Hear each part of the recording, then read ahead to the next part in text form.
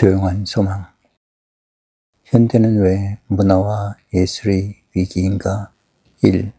최근 인도네시아에서 아시아 영화제가 있었던 모양이다. 우리 국가를 대표해서 출품했던 영화들이 모두 낙선되었고 대외적으로 창피스러운 결과를 초래했다는 소식을 전해 들었다. 모름지기 영화의 경우만이 아닐 것이다. 다른 분야의 콘테스트가 있었더라도 비슷한 결과가 아니었을까 싶다. 뜻있는 사람들은 영화관계 사람들을 비난하고 있다. 그동안 무엇을 했느냐는 식의 불평이다. 그러나 어째서 그런 문제를 영화에만 국한시키고 있는가? 왜 이 모든 문제의 책임이 우리들 자신에게 있다는 생각은 하지 않는가?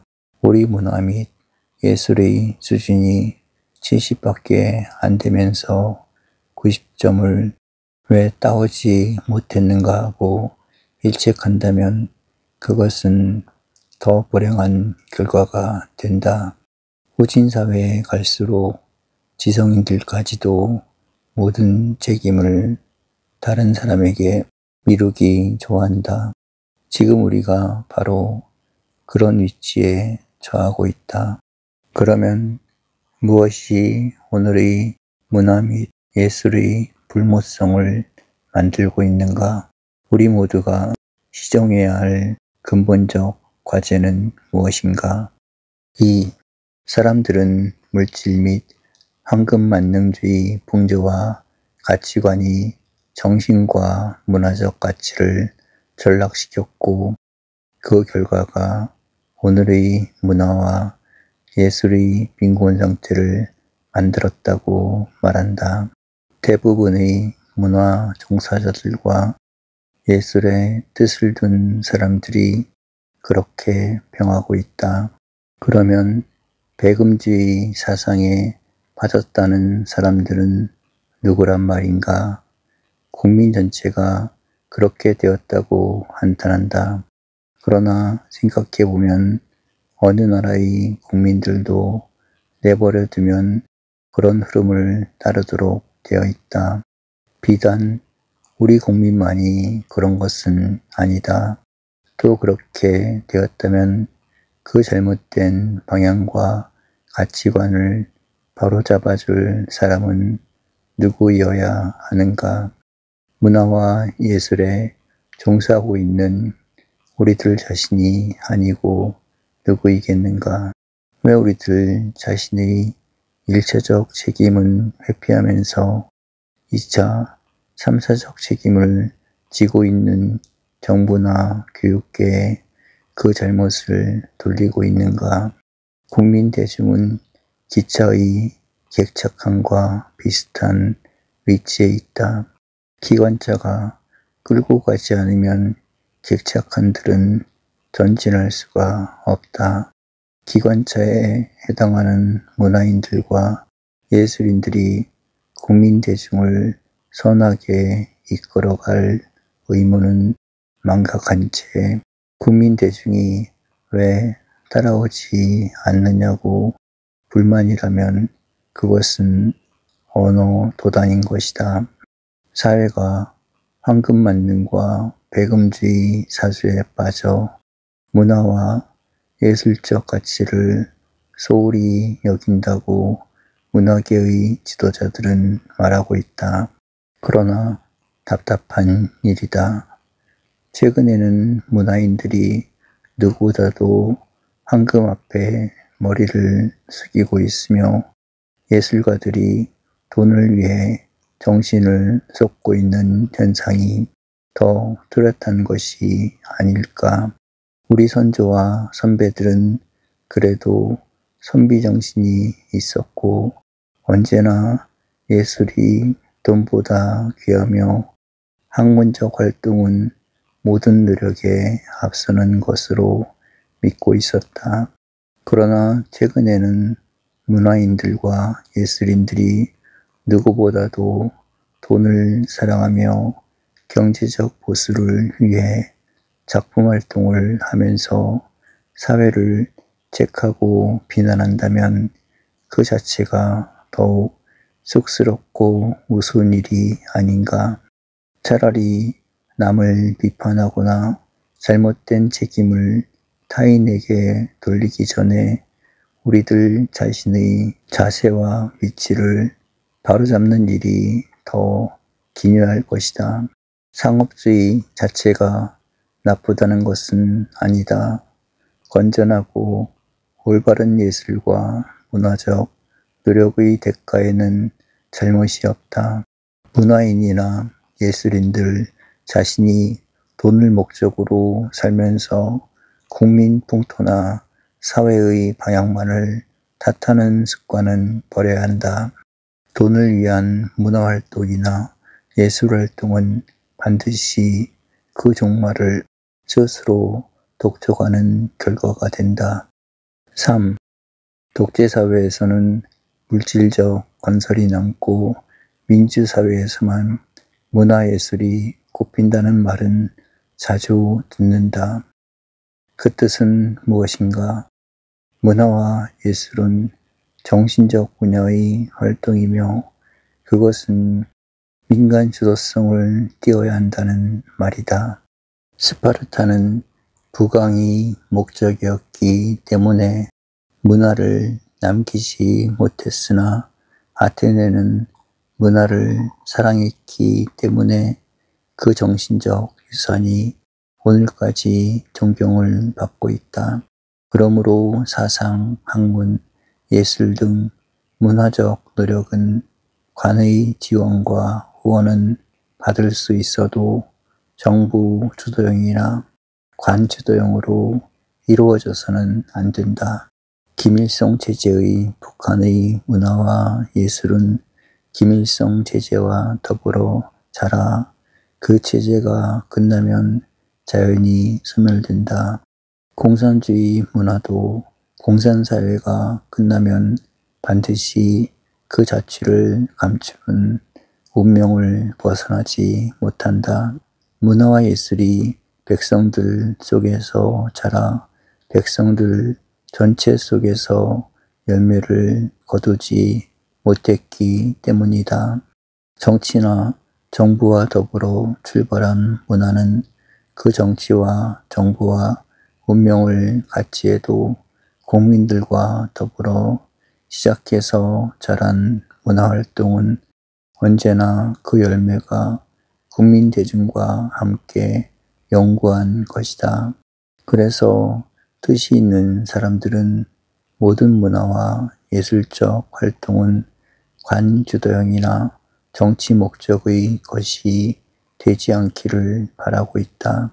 또 그 뜻을 아는 선진사회와 국가들은 모든 정신적 노력과 문화업적을 국민들의 자율성과 국민 주체적인 방향으로 이끌어간다. 문화와 가장 밀접한 관계를 맺고 있는 교육도 교육자들에게 맡기는 것을 원칙으로 삼고 있다. 그러나 불행하게도 전체주의 국가 외에도 일부 후진사회나 개발도상의 국가들이 아직도 정부 주도형이나 관 주도형의 문화예술 활동의 울타리를 벗어나지 못하고 있다. 그러므로 우리나라의 문화활동과 예술운동도 선의의 민간 주도형을 찾아야 하며 문화인이 문화적 책임을 지며 예술인들이 예술 영역의 의무를 감당하는 정도를 찾아야 한다. 자유당 시대에는 상당히 많은 종교계의 지도자들이 정치 권력을 통해 경제적 협조를 얻기 위해 관의 우산 밑으로 들어가서 권력형 경제의 비호를 받은 일이 있었다. 그 결과로 종교계의 위기를 맞을 뻔했다. 그런데 불행스럽게도 우리 문화계와 예술계를 대표하는 인사들이 지나치게 문화와 예술의 자율성과 주체의식을 상실해가고 있는 것 같다. 예술단체 안에서도 예술활동보다는 정치활동이 더 큰 비중을 차지하고 있으며 문화인들도 문화정치에 열중하는 사람들이 더 많은 것 같다. 그런 풍토를 스스로 만들고 있으면서 문화발전의 후퇴를 논하며 예술성장의 둔화를 묻는다면 우스운 일이다. 해야 할 가장 중요한 목적은 미루어 놓고 돈과 감투에 급급하면서 어디서 누구를 통해 값있는 문화와 뜻있는 예술이 탄생된다는 것일까? 물고기들이 먹이를 위해 한 모그르만 모여들듯이 상당히 많은 문화 예술인들이 돈이 있는 곳과 권력이 있는 곳에 모이는 습관을 버리고 대중이 있는 깊은 바다로 들어가는 방향전환이 있어야 한다. 돈이 목적이라면 실업을 하고 권세가 그립다면 정치계로 전환하는 것이 옳다고 생각하는 국민들이 얼마나 많은지 고려해 주었으면 싶다. 4. 그러면 우리의 중간 결론은 무엇인가? 문화 및 예술에 종사하고 있는 사람들의 올바른 가치관이 확립되어야 한다는 점이다. 그 뜻이 형성되지 않으면 다른 모든 문제의 해결은 불가능하다. 그리고 기본적인 가치관의 해결은 극히 가까운 곳에 있다. 문제를 잠시 문화권 밖으로 돌려보자. 미국에도 민주당과 공화당이 있다. 그러나 그들에게는 파벌이 없는 셈이다. 진보적인 정견이나 보수적인 정책의 차이가 있어 정당인들이 제각기의 주견을 갖고 접근할 수는 있다. 그러나 파벌을 위한 파벌은 없다. 파벌의 노예가 되면 국민들의 비판을 받는다. 그러나 일본 자민당에는 언제나 파벌과 계열의식이 강력하게 작용하고 있다. 자기 파벌과 보스의 명령에 따라 정치활동을 해야 한다. 그러나 그 잘못이 국민들의 비판을 받기 시작하여 점차로 파벌의식이 시정되어 가고 있다. 우리 정당들은 어떠한가? 파벌이 정당활동의 주류를 만들고 있다. 그래서 협동보다는 분열과 복수를 일삼고 있다. 정당 간의 정치적 보복이 되풀이될 뿐이 아니다.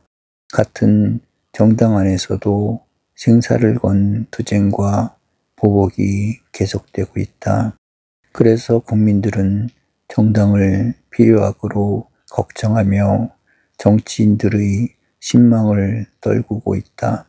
그런데 우리 사회의 문화단체나 예술단체들이 위의 세 가지 차원 중 어디에 속한다고 생각하는가? 또 과거에 어떤 활동을 해왔는가? 한때는 정치 목적의 좌익 문화단체와의 투쟁이 불가피했기 때문에 그런 상황에 머물 수밖에 없었다. 그러나 지금쯤은 집단의식에서 움직이기보다는 가치관에서 활동하는 재질로 개편되어야 할 것이 아닌가. 문화활동이나 예술단체는 본능적인 집단의지의 소산이어서는 안 된다. 그것은 후진사회의 정치인들이 갖는 낮은 수준의 위치와 다를 바가 없다. 본래부터 문화와 예술은 개인과 사회와의 직접적 관계를 갖는다. 베토벤은 독일 사람이다. 그러나 그의 음악은 독일을 통한 세계의 음악이다. 그러기에 인류의 유산이 된다. 셰익스피어의 작품은 영국적 전통을 계승하고 있다. 그러나 그의 정신과 예술은 인간 모두에게 통하는 인류의 것이다. 상대성 원리는 아인슈타인이나 독일 것이 아니며 종교의 경전들은 언제나 좁은 의미의 인위적 경계선을 깨뜨려주고 있다. 우리가 뜻하고 있는 문화와 예술도 마찬가지다. 그 속에 한국적 전통과 민족적 특수성은 있어야 하며 없을 수가 없다. 그러나 그 내용과 문제는 민족과 국경을 넘는 것이어야 한다.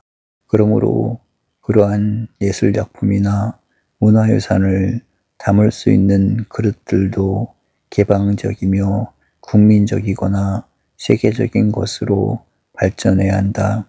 그런데 현재 우리들이 몸담고 있으며 만들고 있는 문화단체나 예술단체들의 생리는 어떻게 움직이고 있는가? 어째서 신문을 비롯한 보도기관들이 문화나 예술단체들의 생리를 이권과 권력에 집착된 것으로 보도하고 있는가? 우리가 걱정하는 것은 문화 및 예술단체의 행태와 생리가 아니다. 그런 풍토 속에서 예술다운 예술이 나오며 문화다운 문화가 꽃필 수 있겠는가 하는 배려에서인 것이다. 세상 사람들은 그릇을 보고 그 속에 담겨있는 내용을 판단하게 마련이다. 그런데 지금까지의 그릇이 마땅치 못하게 느껴졌던 것이다. 그래서 후진 사회의 정치 풍토와 비슷한 문화와 예술 풍토를 만들고 있는 문화인과 예술인들의 깊은 반성을 촉구해 보는 것이다. 그러나 우리는 위에 지적한 세 가지 주변적 풍토보다도 더 어려운 문제를 안고 있다. 그 문제들이 선한 방향의 해결을 얻지 못한다면 우리는 여전히 소망스러운 문화와 예술의 길을 택하기 어려운 처지에 놓여질 것이다. 그것은 한마디로 말해서 우리들의 가치관의 문제이다. 이미 말한 세 가지도 실은 그 가치관의 일부들이다. 정치적 가치보다는 물질적 가치를 소중히 여기는 풍조가 사회에 만연되어 있을 뿐 아니라 문화 예술인들에게도 깊이 뿌리박고 있다는 뜻이며 문화와 예술은 권력이나 집단적 의지의 예속물이 되어서는 안 됨에도 불구하고 우리들의 정신적 상황이 그 울타리를 벗어나지 못하고 있다는 우울한 지적이었다. 뿐만 아니라 문화와 예술은 민주적 개체의식이 없이는 생명력을 가질 수 없으며 개체와 개성의 존엄성을 약화시키는 문화예술은 창조력을 상실한다. 그런 풍토는 하루속히 불식되어야 한다고 걱정한 것도 모두가 잘못되어가는 우리들의 가치관의 일부를 설명한 것이다. 이제 이런 내용들을 포함하면서 우리가 문화 및 예술적 창조성을 위해 시정해야 할 가치관은 어떤 것이며 또 어떤 문제들이 점차로 해결되어야 하겠는가? 물론 가치관 자체가 상대적이며 변화와 발전을 거듭하지 않으면 안 된다. 그렇다고 해서 공통된 이념이나 통일된 방향과 과제도 없이 분열과 모순만을 거듭하게 된다면 우리는 문화를 통한 사회적 기여와 예술을 통한 인간적 봉사의 길을 스스로 포기할지도 모른다. 우리는 문화는 그 자체적 가치를 지니고 있으며 예술은 독자적인 목적을 자기 안에 가지고 있다는 사실을 의심하지 않는다. 정신적 자주성과 예술적 순수성은 언제나 바람직스럽다. 그러나 문화와 예술도 넓은 의미의 우리들 삶의 한 부분이며 인간적인 노력에서 창조되어 인간적 성장을 위한 과도적 책임임을 쉬이 부정할 수가 없다. 정치인의 입장에서 본다면 정치는 목적일 수 있다. 그러나 정치적 삶 전체는 보다 많은 인간의 봉사가 목적일 수밖에 없다. 경제인의 생활은 이윤과 경제가치 추구가 직접 목적일 수 있다. 그러나 그들의 궁극적 목적은 역시 인간을 위한 경제적 기여에 그 뜻이 있으며 또 있어야 한다. 그 점에 있어서는 도덕과 학문도 마찬가지다. 도덕은 삶의 규범일 수 있고 학자들에게 있어서는 학문과 진리가 목적일 수 있다. 그렇다고 해서 인간이 어떤 도덕 규범의 노예가 될 수도 없고 많은 사람들이 한두 개인의 학문적 이론을 위해 살아야 한다는 법도 없다. 한마디로 말하면 다른 모든 것은 수단과 방편이 될 수 있어도 인간과 인격은 수단이 될 수 없다는 가치관이며 그 입장에 있어서는 문화와 예술도 예외일 수 없다는 의미이다. 왜 우리는 이 상식적인 이론을 제 의미에 보게 되는가? 문화와 예술이 범할 수 있는 사회 및 역사적 과오에서 벗어날 수 있어야 함을 강조하기 위해서이다. 그리고 더 중요한 것은 모든 문화와 예술이 인간 이해와 인간성 파악에 뜻을 두기보다도 여타의 부수적 여건에 지나치게 얽매임을 넘어서기 위해서이다. 결국 참다운 문화란 무엇이며 영구한 생명을 갖는 예술은 어떤 것인가?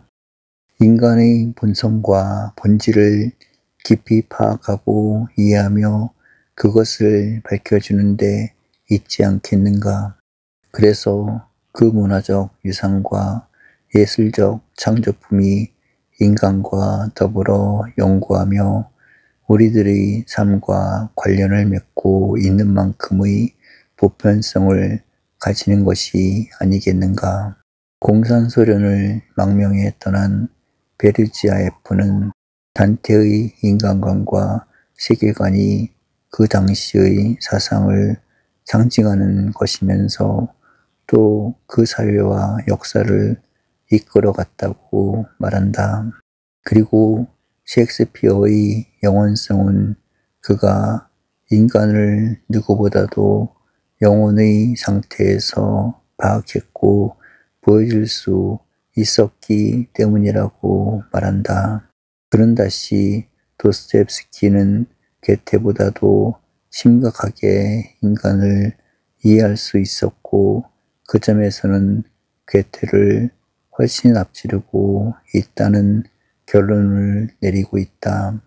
이렇게 본다면 문화와 예술은 인간 및 인격을 바탕으로 출발하여 인간애로 복귀하는 본원적인 의의를 지니고 있다.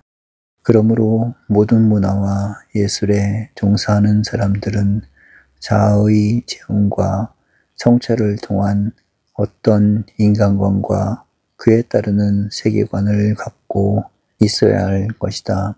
그런 뿌리가 없는 가치와 잎으로서의 문화나 재간과 표현만으로서의 예술에 만족한다면 결국 우리들의 문화와 예술은 스스로의 한계를 벗어날 길이 없어진다. 6. 왜 우리는 황금만능주의를 걱정하게 되었는가? 문화와 예술에 뜻을 둔 사람들이 인간을 깊이 파악하거나 이해함이 없었기 때문에 사람들에게 올바른 가치관을 줄 수 없었던 것이다. 어째서 아직도 정신적 과업을 정치적 권력의 그늘 밑으로 이끌어가며 문화인들이 힘의 우산 밑에서 안주하려는 배습을 넘어서지 못하고 있는가? 우리들 스스로가 삶의 본질과 궁극적인 과제를 모르고 있는 때문이 아닌가? 무엇이 지금도 우리들의 생활을 집단의지와 획일적인 사고로 이끌어가고 있는가? 인간의 창조적 가치와 생의 성스러운 의미를 우리들 스스로가 자각하지 못했기 때문이 아니겠는가? 이렇게 생각한다면 우리에게 주어진 기본적인 과제는 인간의 본질과 운명을 파악하며 그 뜻 속에서 얻어진 어떤 세계관을 지녀야 한다. 그것이 문화의 모체가 되며 또 그 내용이 예술의 생명이 되어야 한다. 우리는 다른 모든 주의와 사상은 아무리 귀하더라도 그것이 목적이 될 수는 없다고 확신한다. 그러나 휴머니즘만은 목적일 수 있다는 신념을 굳히고 있다. 휴머니즘은 인간을 근거로 하여 인간 목적을 뜻하는 인간적인 주장과 호소인 때문이다. 그러므로 지금 우리들에게 주어진 최선의 과제는 휴머니즘에 참여인 것이다. 그것은 공통적 기반이면서 모든 문화를 꽃피게 할 수 있으며 그것은 깊은 보편성을 지니면서도 다양한 예술을 지탱할 수가 있다. 먼 후일에는 이러한 요청과 주장에 대한 시정이 올지도 모른다. 그러나 현재로서는 우리의 문화와 예술이 어떤 공통된 가치관을 찾아야 하며 그 가장 중요한 인물을 휴머니즘에 동참해서 찾고자 하는 것이다. 그리고 우리가 휴머니즘적 의미를 생각하는 것은 거기에서 얻어진 예술과 문화가 개인의 창작인 동시에 모든 인간의 것이며 민족적 특수성을 지니면서도 전체 인류의 의미를 갖는 때문이다. 우리는 문화와 예술을 정치의 수단으로는 보지 않는다.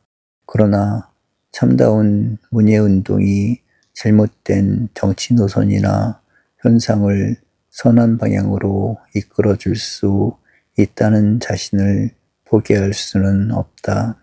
휴머니즘에 입각한 문예는 반드시 공산적 전체주의를 충분히 이겨낼 수도 있으며 우리가 바라는 민주적 발전의 뒷받침을 할 가능성도 내포하고 있다.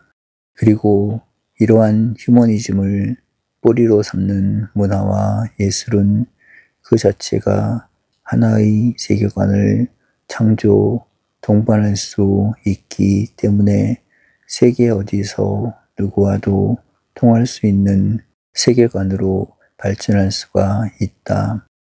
세계관은 자연히 우리들의 사회의식과 역사관을 포함하며 도덕관념과 종교적 성스러운 가치도 받아들일 수 있기 때문에 인간적 공통성을 갖는 모든 영역에 그 의미와 결실을 남겨줄 수가 있다. 물론 이런 뜻은 우리들의 하나의 소망이며 기대에 속한다. 그러나 그 근원적인 과업이 도외시된 채로 뿌리가 없는 현실에 자족한다면 우리는 언제까지나 문화와 예술의 위기를 극복할 수는 없는 것이다. 모든 모순과 위기는 우리들 스스로가 만든 것이다. 그러므로 그 위기와 모순을 극복하는 책임도 우리들 자신에게 있다. 정치풍토 속에서 구약에는 널리 알려진 출애굽기가 있다. 이스라엘 백성이 애굽에서 나와 잃었던 조국 가나안까지 찾아가는 역사적 기록이다. 그 길을 바르게 잘 가면 4주간이 걸린다. 그러나 이스라엘 민족은 겹치는 과오와 범죄 때문에 40년을 헤매야 했다는 내용이다.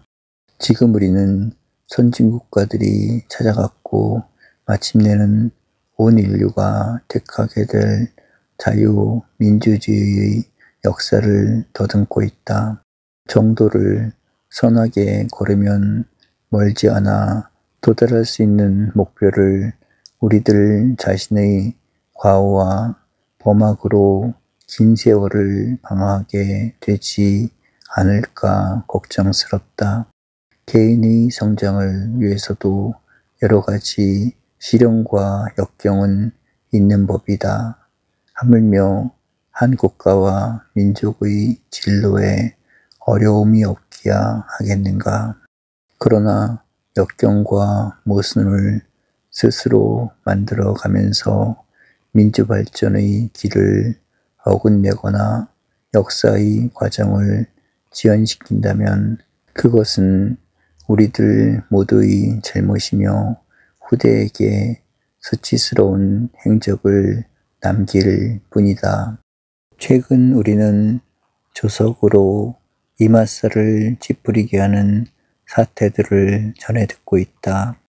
국민들의 기대와 동정을 모으고 있던 야당이 막상 정치 무대에 등단하고 보니 누구보다도 먼저 민주정신을 짓밟고 파괴하는 행동들을 서슴지 않는다. 가슴에 손을 얹고 생각해보라. 그것이 국민들에 대한 보답이며 민주정당의 자세일 수 있는가?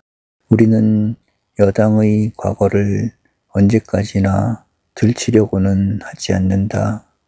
국민 전체가 져야 할 시대적 책임을 특정된 어떤 집단에게만 뒤집어 씌울 정도로 아량없는 국민은 아니다. 그러나 일부 자성해야 할 인사들이 있다. 국민과 역사 앞에서 개선해야 할 의무까지 없다고는 말할 수 없다. 이제 선의의 국민들까지도 과거의 잘못을 씻고 새 출발을 다짐하는 시점에서 일부 여당 인사들의 사고와 행위는 그래도 좋겠다고 생각하는가?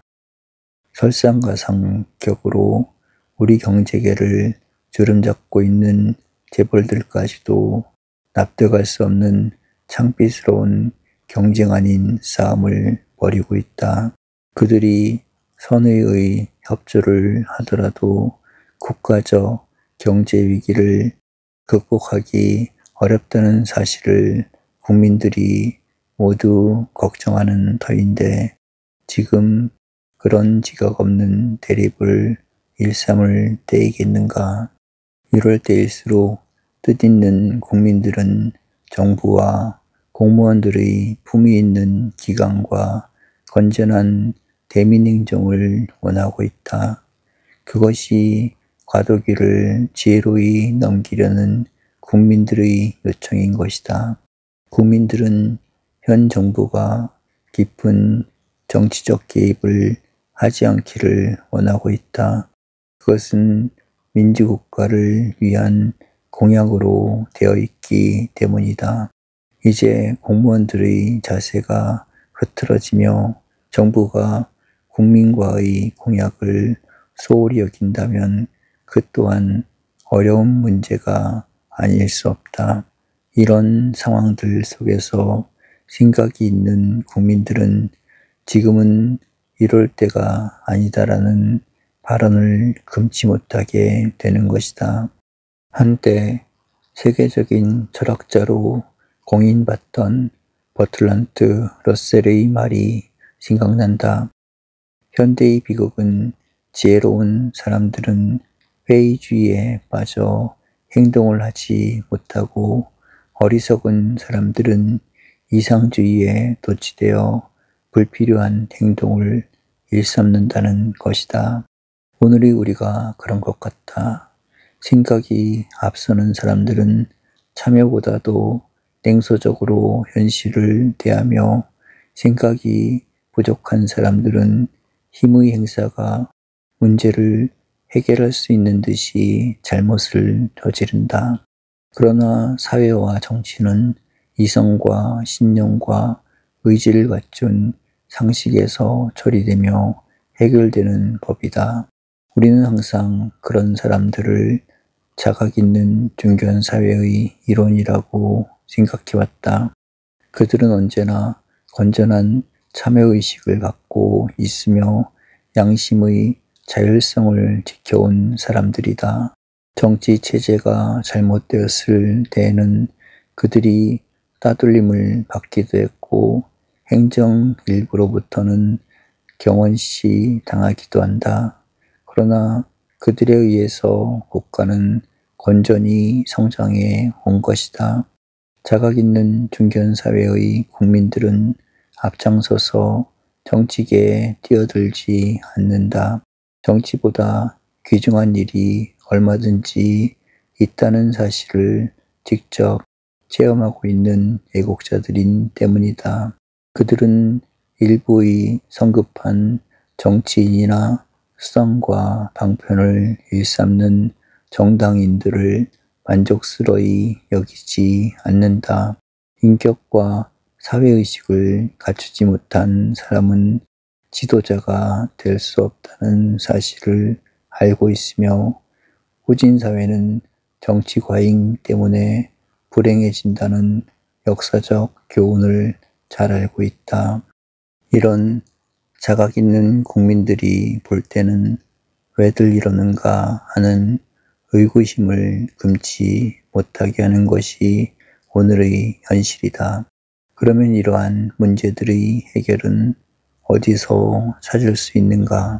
역사는 결코 과거로 되돌아갈 수는 없으며 또 그렇게 조작해서도 안 된다는 확신을 우리 모두가 지녀야 한다. 그것은 논리도 아니며 주장도 아니다. 인류가 걸어야 할 역사적 당위성이다. 그 길이 다름 아닌 자유를 바탕으로 하는 민주주의의 정도이다. 우리들 중 누구 한 사람도 이러한 역사의 정도를 역행하거나 그르쳐서는 안 된다. 그것은 용서받을 수 없는 과오와 죄악이 된다. 둘째로 우리는 나는 국가와 민족을 위한 한 개체이기 때문에 언제 어디서나 국가와 민족이 나를 위해 있거나 있어야 한다는 착각을 일으켜서는 안 된다. 정치를 정책적 기여라고 생각하지 않고 권력이라고 생각하는 사람들이 그런 판단착오를 일으킨 선례는 얼마든지 많다. 나보다 우리 정당이 중요하게 생각될 수 있다. 그러나 정당은 민족과 국가를 위할 때 존립의 의미와 가능성이 인정된다. 누구 한 사람의 정치인도 4.19 직후의 정치 풍토를 망각해서는 안 된다. 그리고 이러한 판단과 행위를 할 수 있도록 이끌어주는 사람은 애국적 자각을 갖춘 뜻있는 국민들인 것이다.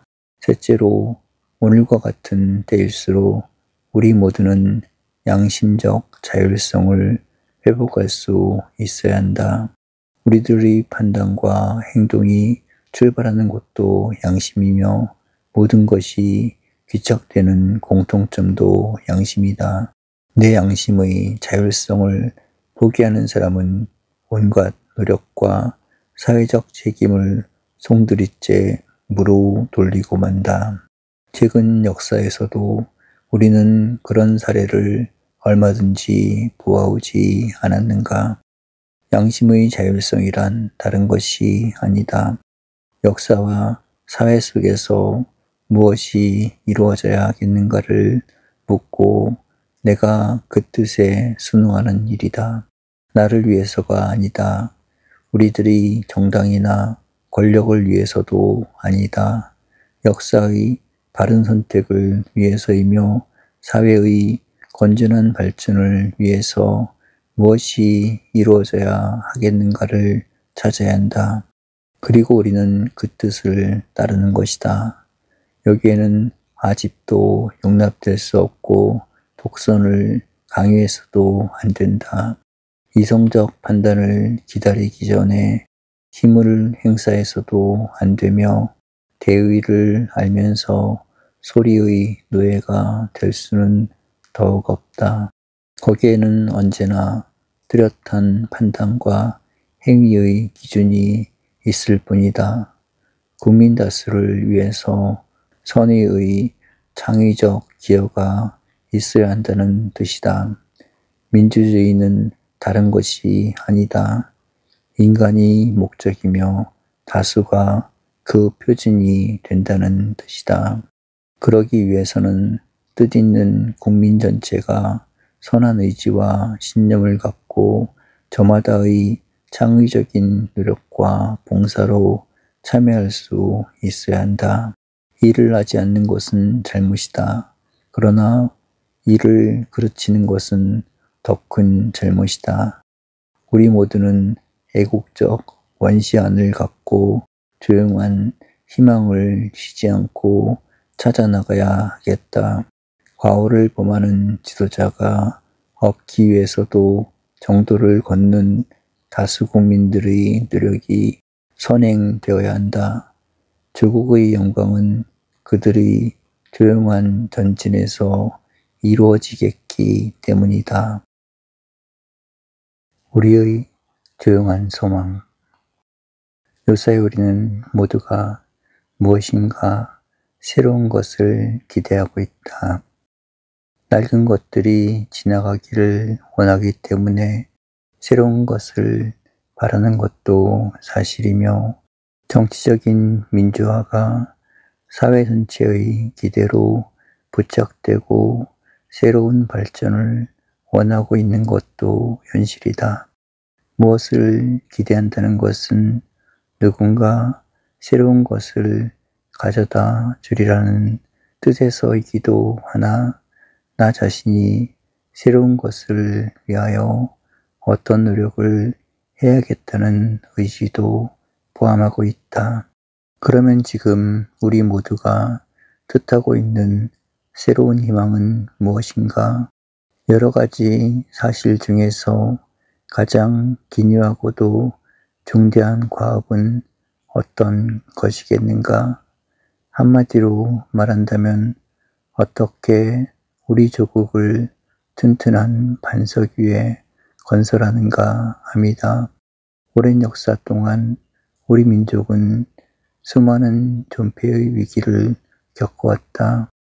일제 때에는 국가의 주권을 잃은 바도 있었고 현재에도 조국은 남북으로 나뉘어져 있다. 민족과 국가의 정통성을 위협하는 무력적 압력은 계속되고 있다. 이런 모든 잣대를 잘 알고 있기 때문에 이제는 대한민국이 동요됨이 없는 반석 위에 건설되어야 하겠다는 신념과 의지를 굳히지 않을 수 없다. 그렇다면 그 근원적인 방법과 과제는 무엇인가? 우리는 다른 무엇보다도 사회구조 자체가 굳건해져야 하며 그러기 위해서는 자각 있는 중견사회 계층이 하루빨리 확립되어야 한다는 소원을 멀리할 수가 없다. 왜 우리는 그와 같은 생각을 하게 되는가? 잠시 우리는 18세기 말과 19세기 말의 혁명으로 나라를 위험과 파괴로 몰아넣었던 프랑스와 제정 러시아의 경우를 생각해보자. 그 당시의 프랑스와 러시아는 사회가 둘로 나뉘어져 있었다. A라는 지배층과 절대 다수의 C라는 비지배층이다. A에는 왕족, 귀족, 종교계의 지도층이 소속되어 있었다. 그들은 자신들의 부, 높은 지위, 권력, 명예를 영구히 유지하기 위해 가난한 농민들로 구성된 C를 계속 억압하여 힘으로 지배하지 않을 수 없었다. 그러나 이에 반대하는 C는 자신들의 권리와 값있는 생존권을 위해 A와 대립하며 심지어는 심한 투쟁을 벌이게 된다. 그 긴장과 투쟁이 극렬해지면 그것은 혁명을 초래하고야 만다. 그렇게 되어서 프랑스의 비극적인 파멸이 나타났고 제정 러시아의 종말이 올 수밖에 없었다. 한 사회의 구조가 그런 형태가 되면 외부로의 침공이 없어도 나라는 존속할 수가 없다. 월남이 그런 사회였기 때문에 막중한 미국의 원조를 받으면서도 파국을 면치 못했고 현재의 필리핀이 비슷한 국가 형태를 지니고 있다. 거기에는 민주주의가 자랄 바탕이 없으며 사회 안정은커녕 스스로를 자초시키게 된다. 그러면 우리가 기대하는 사회구조는 어떤 것인가? 17, 18세기의 프랑스에 비교한다면 영국에 가까운 사회구조를 원하는 것이다. 영국은 사회가 A라는 지도층과 B라는 중견층과 C라는 모방층으로 이루어져 있었다. 문제는 A와 C 사이에 B가 있는가 함이다.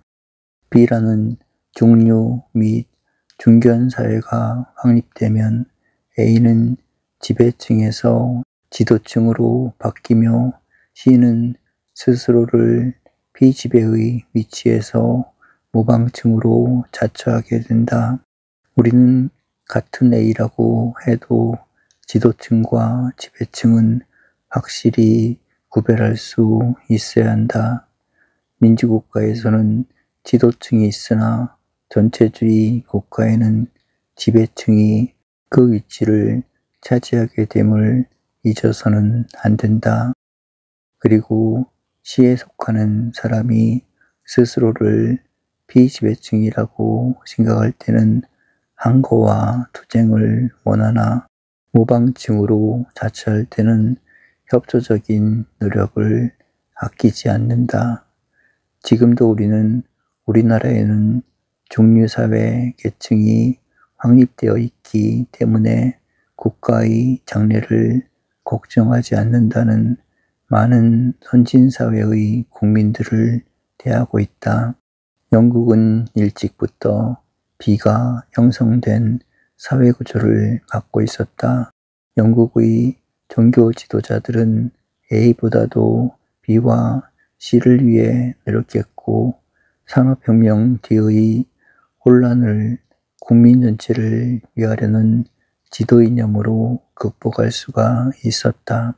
어떤 사회보다도 일찍 동정과 공감과 협동의 윤리를 강조해 왔는가 하면 최대 다수의 최대 행복이라는 공리주의 전통을 육성할 수 있었다.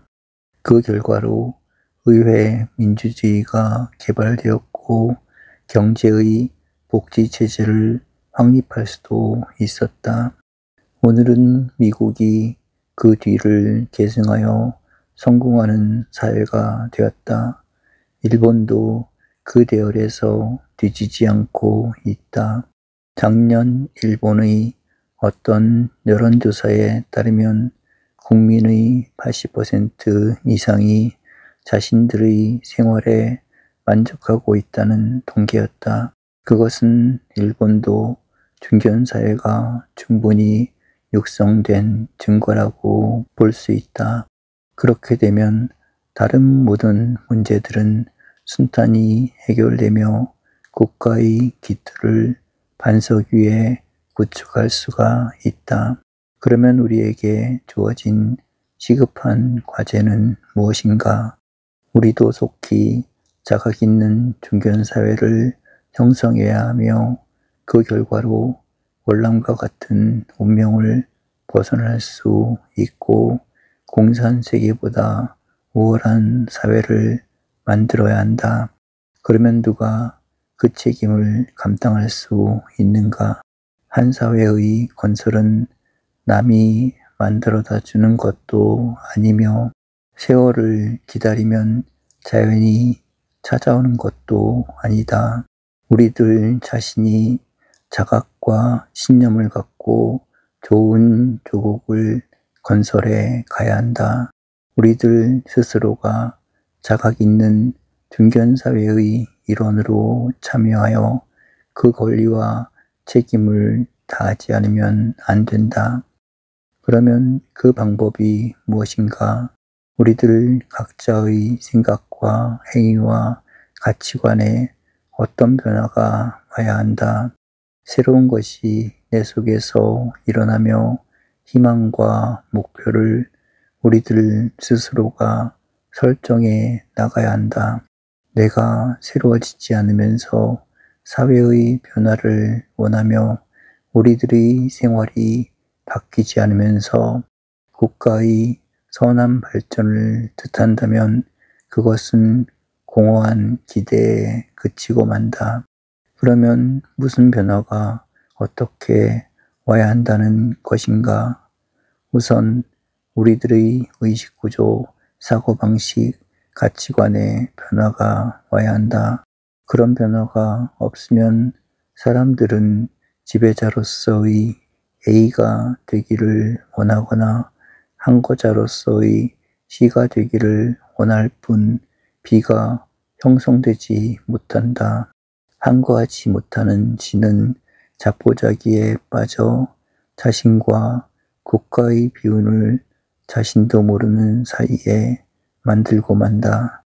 문제는 B가 될 수 있는 의식구조와 가치관을 누가 어떻게 갖는가 함에 있다. 무엇보다도 먼저 우리는 사회인으로서의 자각을 회복하며 굳혀야 한다. 오랫동안 우리 선조들은 나와 내 가정만을 생각하면서 살아왔다. 그러므로 폐쇄적이며 본능적 욕구를 채우려는 생의 울타리를 넘어설 수가 없었다.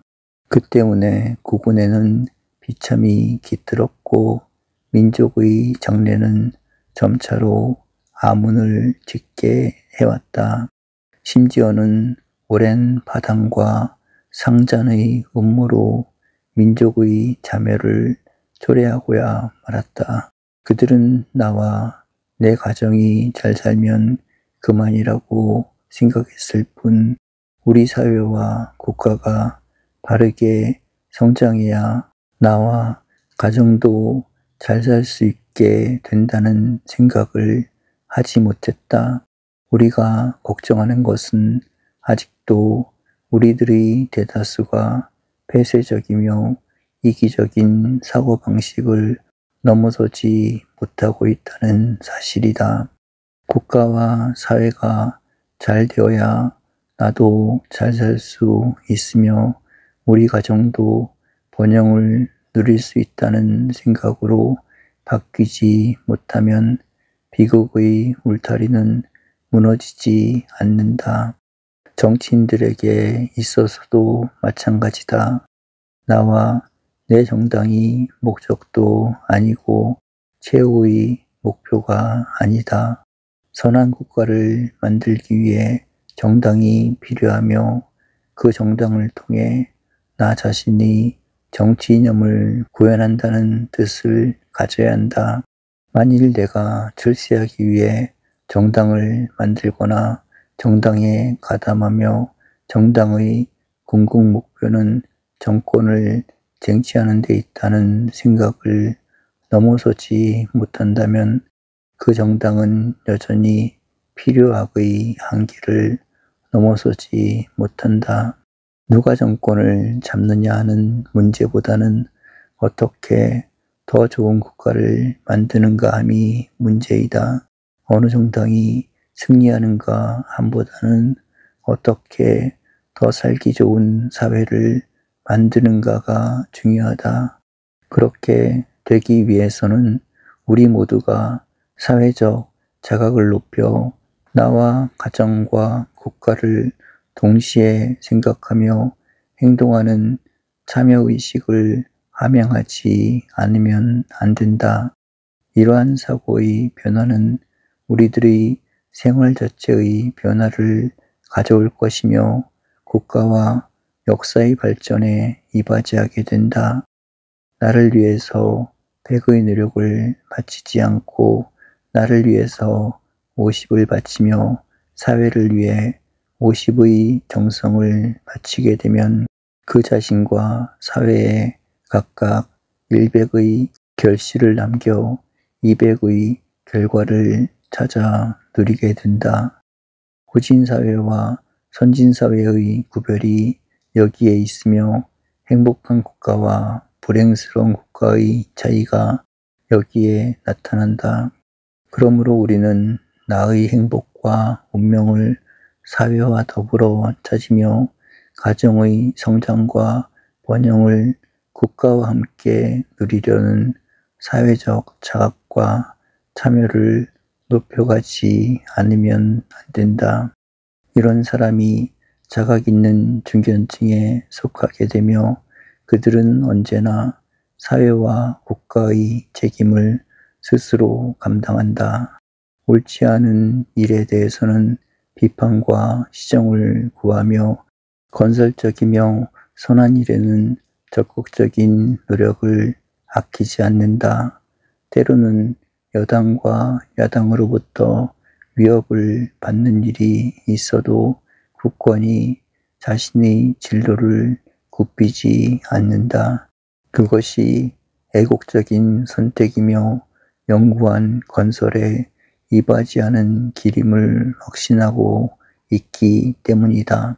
결국은 민족의 장래와 국가의 운명이 일부 정치가의 노력에서 결정되는 것이 아니라 자각 있는 중견 국민의 선택과 노력에서 해결될 수 있기 때문이다. 잘못된 사회의 지배층에 가담하기보다는 건전한 사회의 중견층에 소속됨이 훨씬 더 애국적임을 의심치 않기에 이른다. 그들이야말로 민족과 국가의 실질적 책임자인 것이다.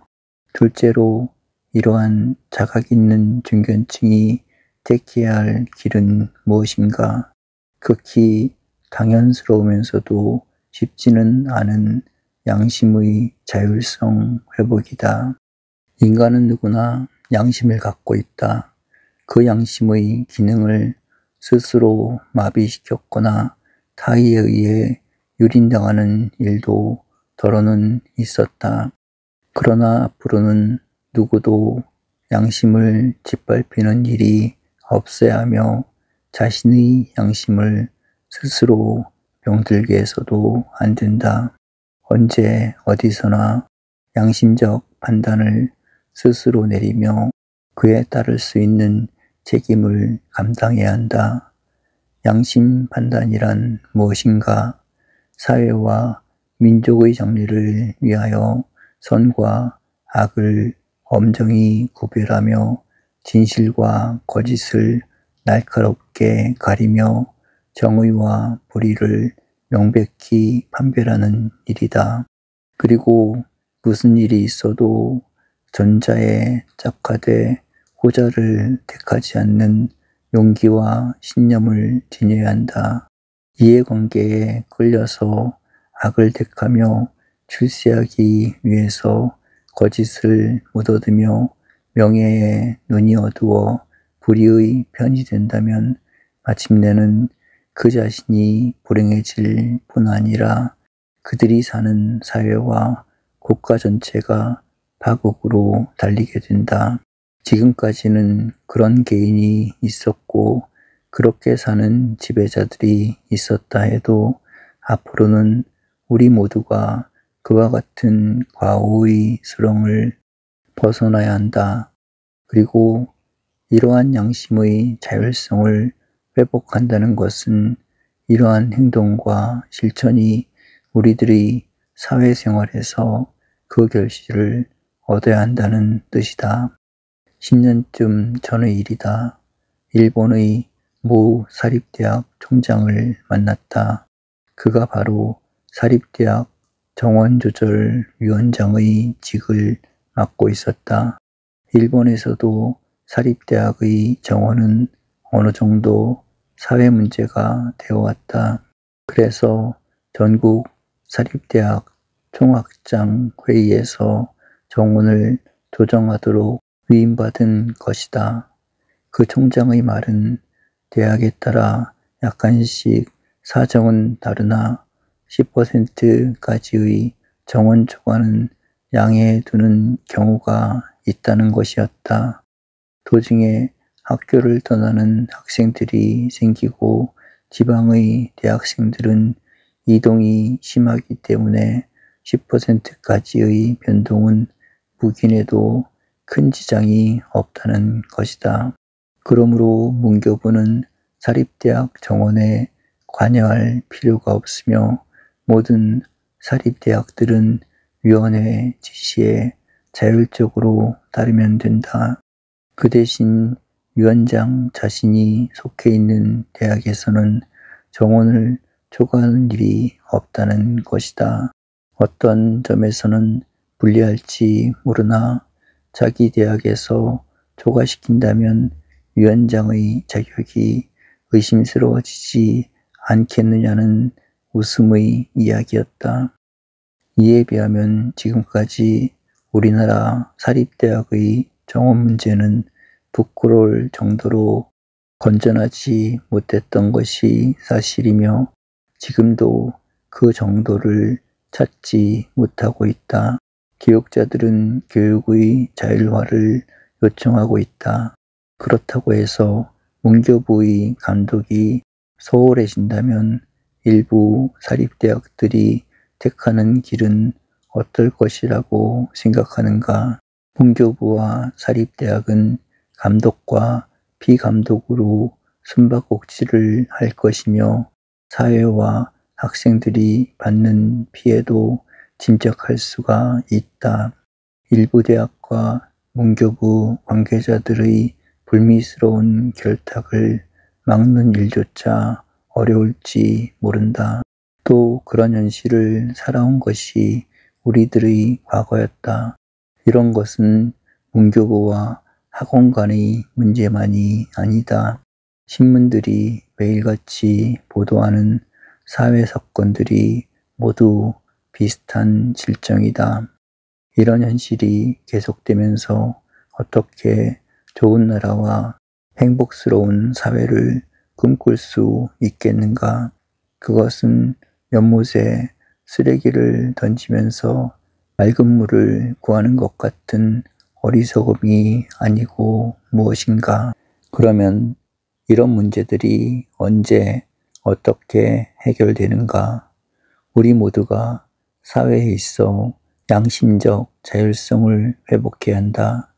아무리 나에게 기회가 오더라도 이웃과 사회를 위해 해서는 안 될 일은 할 수가 없으며 해야 할 일은 반드시 해내는 판단과 용기가 있어야 한다.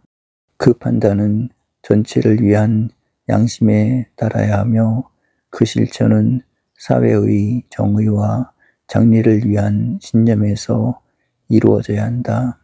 선이란 사회 전체를 위한 판단이며 정의는 모두가 걸어야 할 길이다.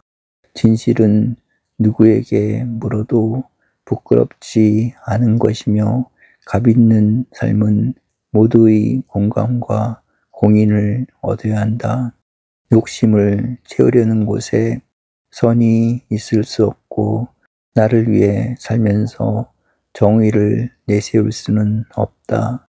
진실을 위해서는 희생도 각오해야 하며 값 있는 인생을 살려면 그만한 대가를 지불해야 한다. 우리는 모두가 과감히 양심의 자율성을 지켜 나가야 한다. 그러나 이러한 양심의 자율성은 쉽게 또 누구에게 있어서도 이루어지는 것은 아니다. 한 개인이 성장하는데도 긴 과정이 필요하다면 어떤 사회가 성장하기 위해서는 더 유구한 세월이 요청될 것이다. 그 세월도 우리들의 진실한 노력과 수고로 채워지지 않으면 안 된다.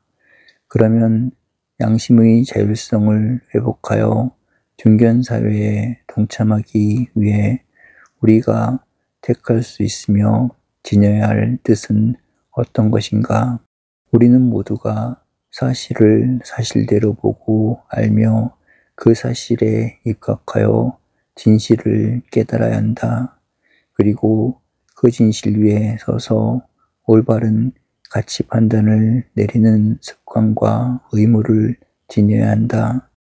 사실을 사실대로 안다는 것은 극히 당연하면서도 누구나 할 수 있는 일인 듯이 쉽게 생각해서는 안 된다.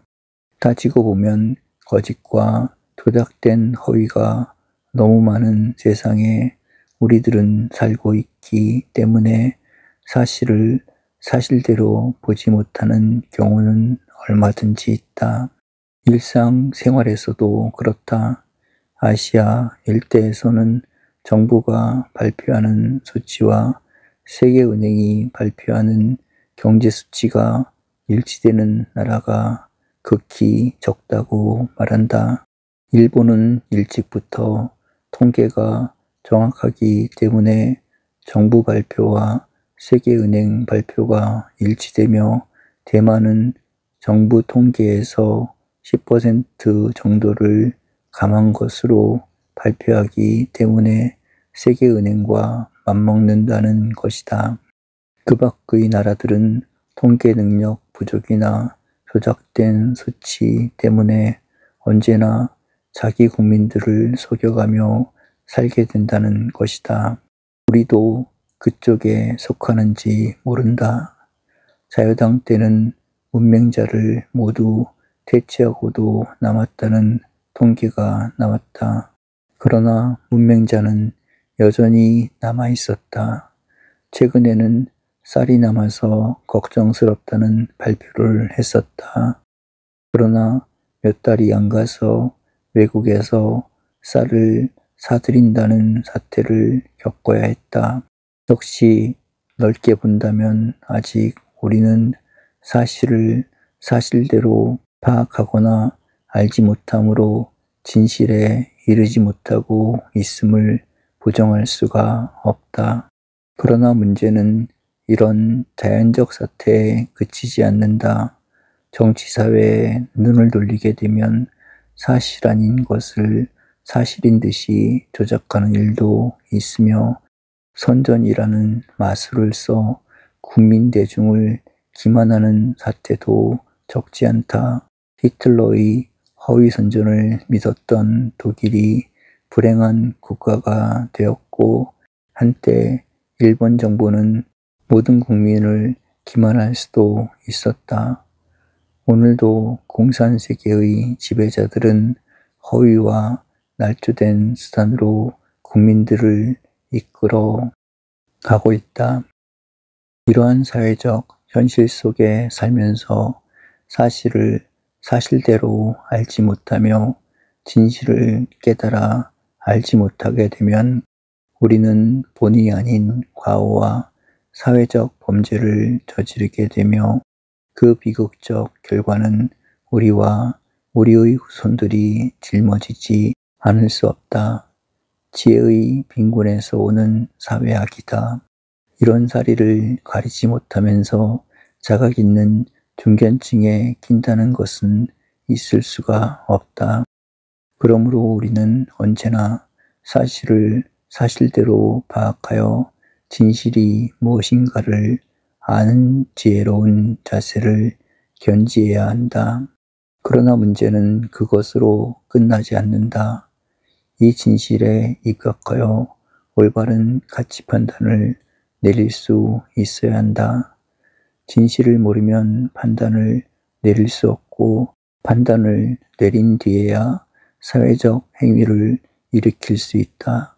아직도 우리는 사실에서 진실을 찾는 과정이 부족하기 때문에 다른 사람들의 선동에 빠지며 자신과 책임이 없는 일에 가담하여 때로는 사회를 그르치는 과오에 짝하는 일도 생긴다. 무엇 때문에 우리는 이러한 요청을 하고 있는가? 자각 있는 중견층에 속하는 국민들이 모든 사회 문제에 있어 진실과 허위를 가리며 선과 악을 국가를 위해 판단하며 공의와 불의를 바르게 구별하여 자신들의 태도와 자세를 바르게 취하면 그것이 무엇보다도 소중한 애국적 처사이며 그렇게 하는 국민이 많을수록 그 나라는 튼튼한 반석 위에 세워지는 것이다. 이와 반대로 누구도 그 책임을 지지 않으며 건전한 위치를 지킬 수 없게 된다면 어리석은 대중인 시는 끝까지 이용당하며 잘못된 지배층 A는 결국 국가를 위험한 골목으로 몰아넣는 비극을 감행하게 된다. 이것은 역사와 사회의 원리이기 때문에 누구도 그 원리를 멀리하거나 원칙을 떠나서는 살아갈 수가 없다. 이런 일들이 가능케 되기 위해 우리는 교육을 보급시키며 경제적 중산층을 증대시키며 다수 국민의 사회 참여를 요청하고 있다. 교육이 보급되지 못하면 지성적 판단을 내릴 수 없으며 가난과 굶주림에 빠지면 사회학의 유혹을 이기지 못한다. 그리고 절대 다수의 국민이 같은 뜻과 가치 판단을 내리지 못하는 때에는 국민은 자기 결정권을 잃게 되며 사회는 공통된 목표를 찾아 전진하지 못한다. 이 또한 우리 모두에게 주어진 의무라고 생각하지 않을 수 없다. 또 하나의 문제를 생각해 보기로 하자. 최근 우리는 급속한 경제 발전을 꾀한 나머지 몇 가지 부작용을 만들었다. 그 하나가 한때 사회적 우려를 자아냈던 율산 사건이다. 지난날의 불쾌했던 사건을 되씹어보는 일은 즐겁지 않다. 그러나 우리들 자신이 저지른 과오를 다시는 되풀이 않도록 다짐하고 지나야 함은 국가와 사회를 위한 우리 모두의 책임임을 어떻게 하랴. 율산 사건이 벌어졌을 때 사회 여론은 한결같이 어딘가 잘못되어 있는 우리의 사회 구조를 지적했다. 그것은 경제정책에 관한 것이기도 했으나 그 뒷처리가 타당치 못했다는 사실이었다. 그 당시 모든 기업체들이 은행으로부터 대부를 받을 때는 은행의 상급관청인 재무부의 지시나 승인을 받는 것으로 국민들은 알고 있었다. 그런데 막상 그 책임을 물을 때는 은행장들만이 투옥되거나 파면당하는 결과를 가져왔다. 그렇게 된다면 앞으로도 사회의 잘못된 구조는 개선되지 못하리라는 걱정이 앞섰던 것이다. 그 일이 있은 뒤 세계은행은 한국의 경제발전을 위해 가장 아쉬운 것은 금융기관의 자율성이라고 지적해 주었다. 만일 생각이 있는 사람이라면 이 지적은 대단히 중요한 것임을 알 것이다. 재무부와 금융기관이 제각기 전력을 기울여서도 부족한 힘을 한쪽에만 치우친다든지 재무부나 금융기관을 감독하는 데 그친다면 우리 금융사회의 앞날이 어떻게 되겠는가? 나는 몇 해 전 재무부가 은행의 카렌다를 만들지 못하도록 지시했기 때문에 시중은행들이 카렌다 제작을 중지했다는 얘기를 모 은행 간부로부터 전해 들은 바 있었다. 그때 나는 참으로 우울했다. 지나친 표현이기는 하나 재무부가 할 일이 없어서 은행 카렌다 제작을 감독한다는 뜻인지 은행이 얼마나 자율성도 없이 무능하기 때문에 카렌다 제작의 지시를 받아야 하는지 알 바가 없다. 어딘가 크게 잘못된 일이다. 그런 지도자들 밑에 살고 있는 은행들이 얼마나 불쌍한가 싶은 생각도 들었다. 외국 은행의 지도자들은 어떤 과제를 지급하고 있겠는가? 친지의 말을 빌면 언제나 외화를 어떻게 또 무엇을 보존하는가를 맘쓴다고 한다. 화폐의 변동이 심할 때는 스위스 프랑을 갖는 것은 가장 변동이 없기 때문이라고 들었다. 남들은 이런 문제를 지급하고 있는데 우리는 칼렌다 문제를 거론한다면 이유야 어떻든 간에 그 업무의 차이가 너무 심하지 않은가?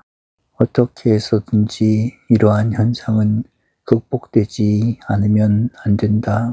그런데 그 잘못과 부조리의 원인은 어디 있는가? 사람은 무슨 일을 하든지 권리가 있는 곳에 의무가 있고 의무가 있는 곳에는 반드시 권리가 주어져 있어야 한다. 그것은 사람이 두 다리로 걸어야 하며 새가 두 날개로 나는 것과 똑같은 원리이다. 이제 사리가 잘못되어 권리 없는 의무만을 갖게 된다든지 의무와 책임을 지지 않는 권리만을 소유하는 개인이나 계층이 생긴다면 그 사회는 반드시 부조리와 모순에 빠지고 만다. 그런데 우리 현실은 어떤가? 아직도 재무부는 권리를 갖고 은행은 의무만을 갖는 위치가 아닌지 걱정스럽다. 우리는 누구에게 무슨 일을 맡기든지 권리와 의무를 함께 부여해야 한다. 권리는 자신이 가지고 밑의 사람들에게는 의무만 주면서 소신껏 일하라든지 창의력을 발휘하라고 말한다면 그것은 한 발을 가지고 경기에 임하라는 지시와 비슷하다. 처음에는 남과 같이 뛸 것 같아도 곧 나고자가 되는 결과를 면치 못한다. 권리가 없는 의무를 감당해야 하는 때문이다. 그러므로 후진 사회의 관공서에 가보면 모든 일이 우습다. 어떤 서류가 접수되든지 일단은 최고 책임자에게로 전달된다. 거기서 가결되면 모든 것이 가결이다. 거기서 부결되면 물론 모두가 부결된다. 그렇게 가결이 되었음에도 불구하고 이 일의 결과가 잘못되었을 때 책임 추궁을 받는 사람은 언제나 밑의 사람이다. 윗사람은 권리만 갖고 있기 때문이다. 그러나 성숙된 사회는 이와 다르다. 중앙청의 과장선에서 노되었으면 그것은 언제나 노다. 차관이나 장관선에 가서 예스가 되는 일은 없다. 과장의 권리가 인정되어 있기 때문이다. 그러므로 모든 일에는 질서가 있으며 사회의 책임자들은 제각기의 책임을 권리와 더불어 행사할 수가 있다. 이런 것이 사회의 원칙임에도 불구하고 아직도 우리는 권리와 의무가 분리된 사회에 살고 있다. 대체로 윗사람들은 권리를 갖고 낮은 직책을 맡은 사람들은 의무만을 갖는다. 일산사건 때 보여진 금융정책의 부조리가 여기서 나타난 것이다. 그러므로 우리는 모든 면에서 권리와 의무가 공존하는 사회를 만들도록 노력해야 한다. 스스로 반성하고 개선하기를 거린다면 사회는 더 큰 제도적 오류를 범한다. 윗사람은 권리 위에 권위까지 갖게 되며 유능한 밑의 사람들은 전혀 권리가 없는 심부름꾼으로 전락해 버린다. 그 결과는 어떻게 되는가? 사회에는 선악의 판단이 흐려지며 정의와 불의를 가릴 사람이 없어지며 직장과 사회 전체가 파괴되는 경우에도 책임질 사람이 없어진다. 조선왕조 시대의 사회구조가 그러했고 히틀러 당시의 독일도 같은 비운의 길을 걸어야 했다. 이러한 기본적인 사회구조가 바로잡힐 수 있을 때 우리는 부수적인 문제들의 해결을 얻을 수 있다. 자각 있는 중견층은 어떻게 이루어지며 우리들 자신은 어떤 책임을 감당함으로써 거기에 동참할 수 있는가? 자각 있는 중견층에 속하는 사람들은 창의적 참여를 할 수 있는 사람들이어야 한다. 불행하고 잘못된 사회는 어떤 사회인가? 소외층, 좌절을 느끼는 사람들, 방치의식을 극복하지 못하는 사람들이 많은 사회이다. 행복한 가정의 가족들은 집에 사는 것이 즐겁고 모두가 가족으로서의 참여의식을 갖는다. 만일 나는 이 가정에서 버림을 받고 있다든지 필요가 없는 가족이라고 자인한다면 그 자신도 불행해지나 그 가정도 좋은 가정이 될 수는 없다. 만일 가족의 대부분이 좌절과 소외감을 느낀다면 그 가정은 이미 가정의 본분을 잃는 것이다. 국가도 마찬가지다. 많은 수의 좌절감을 느끼는 사람, 방치되었다고 자인하는 청소년들, 버림받은 존재라고 스스로 생각하는 국민들의 수가 많다면 그 사회는 자각 있는 중견층을 유지하지 못하며 협조적이며 건설적인 참여를 얻지 못하기 때문에 사회나 국가의 능력을 유지할 수가 없다. 그럼에도 불구하고 오늘까지 우리는 의식, 무의식 중에 사회적 소외자를 많이 만들어 왔다.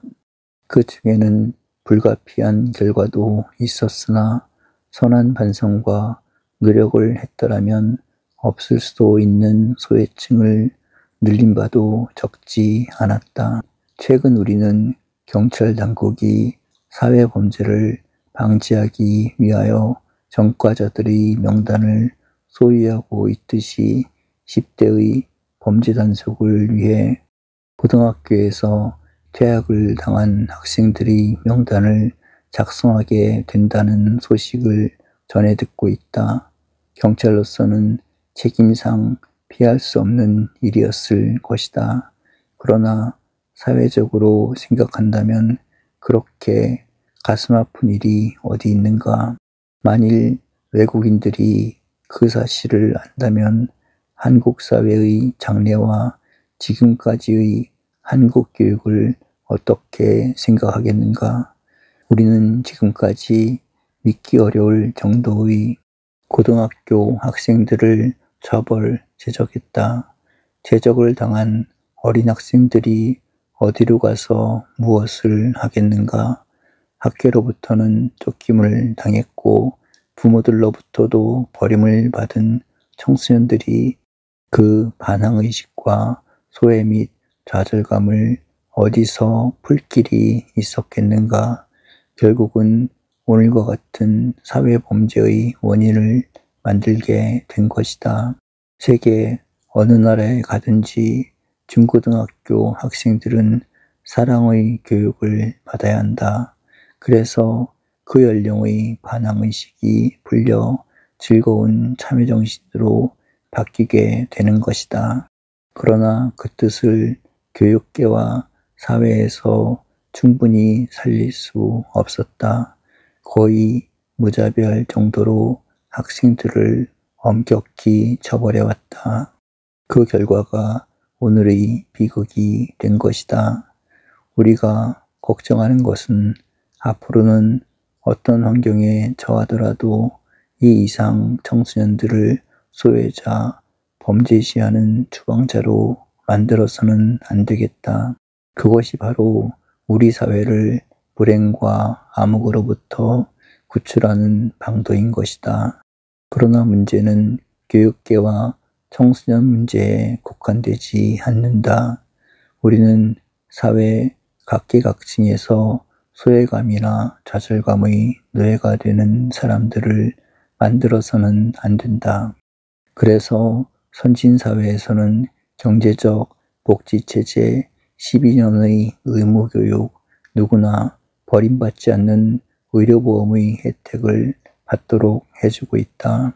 사회로부터 버림받거나 자포자기하는 국민들을 만들어서는 안 되겠기 때문이다. 그러나 우리에게 주어진 과업은 이러한 소극적인 면에 국한될 수가 없다. 모든 청소년들과 국민들이 소외감 없이 참여의식을 가질 수 있어야 하고 자각 있는 중견층에 속하는 국민들은 각자가 모든 면에서 창의적 기여와 참여를 할 수 있는 국민이 되어야 한다. 창의적 참여란 다른 것이 아니다.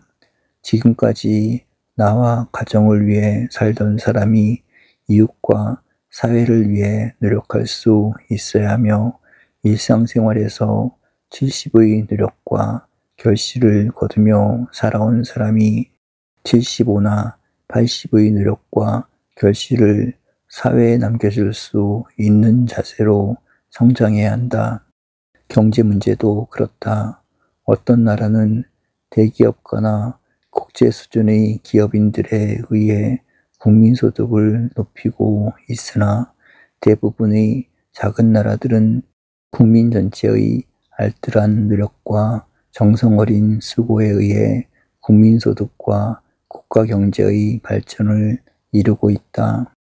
아직도 우리는 50을 위해 일하던 사람이 60의 결과를 직장과 가정에서 올릴 수 있으며 60의 업적을 내던 사람이 노력과 연구에 따라서는 70의 결과를 얻을 수 있는 사회 현실에 머물고 있다.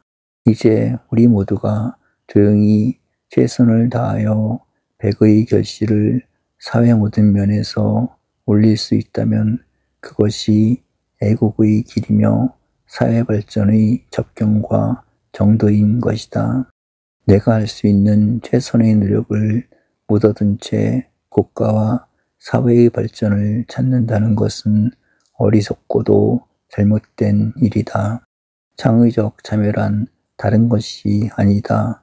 크게 말하면 개척자의 책임이며 작게 말하면 주어진 일에 최선을 다하여 작더라도 국가와 민족에 이바지할 수 있는 국민이 되자는 뜻이다. 그리고 우리의 이러한 노력을 뒤따르는 모방층들이 더 큰 결실과 발전을 우리 사회에 줄 수 있을 때 우리는 희망과 무한의 가능성을 찾아 지닐 수가 있다. 이러한 뜻을 묶어 창의적 참여를 할 수 있는 중견 국민의 모습을 지적했던 것이다. 각계각층의 지도자들이 그 책임을 감당함은 물론 공무원이나 사회공직에 머무는 사람들은 더욱 그 의지와 자세를 굳히지 않으면 안 된다. 국가의 장래와 민족의 앞날을 책임 맡을 수 있는 자각 있는 중견층에 속하는 사람은 사회적 선한 질서의 책임자가 되어야 한다. 질서란 멎어 있는 조직이나 사회기구가 아니다. 동적인 생명적 기능과 작용이다. 위는 소화를 함으로 영양을 보급하며 심장은 순환 기능을 담당하므로 신진대사를 지속시키며 신경은 전달작용을 책임 맡을 수 있어 신체의 생명적 작용을 유지할 수 있듯이 우리는 사회의 선한 질서의 책임과 그 육성을 위해 최선의 노력과 최대의 관심을 모아야 한다. 그 질서는 일반적인 위치에서 준법 생활과 통하고 있으나 자각 있는 중견층에 있어서는 윤리적인 선한 의지를 동반해야 한다.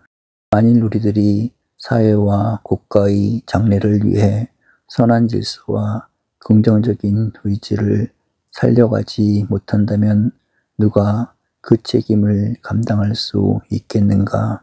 우리는 미국을 가리켜 가장 짧은 기간 동안에 민주질서를 육성 발전시킨 나라라고 말한다. 그러나 그 원동력이 어디 있다고 보는가? 사실 미국은 사회 구성원들이 극히 복잡하고 불행한 여건을 안고 있다. 10%가 넘는 흑인들이 범죄와 사회학의 요인이 되고 있다. 이기적이며 배타적인 유태인들이 많이 들어와 있다. 오래전부터 타협과 공존을 즐기지 않는 중국인들이 큰 비중을 차지하고 있다. 강도, 살인을 비롯한 사회학의 선두를 달리고 있는 이탈리아 계통의 이민들이 많은 수에 달하고 있다. 멕시코로부터 질 나쁜 이민과 범죄성이 강한 이주자가 그치지 않고 있다. 2차 대전을 계기로 푸에르토리코와 같은 수준 낮은 노동자들이 공존하게 되었다. 게다가 요사이는 한국 이민들까지도 막대한 수에 이르고 있다. 이런 이민족들로 구성된 미국이 어떻게 오늘과 같은 사회구조와 경제적 발전, 정치 및 정신적 자유를 누리게 되었겠는가? 겉으로 보기에는 그들의 준법 정신이 그 기반을 만들고 있는 것 같다. 미국인들만큼 법을 무서워하며 법의 통제를 자인하는 사람들은 적다. 법 때문에 그 사회와 국가가 존속되는 것 같은 인상을 받는다. 법 앞에서는 모든 사람들이 평등하며 또 책임을 질 줄 안다. 그러나 그 법 질서를 지키도록 만들어주는 것은 무엇인가?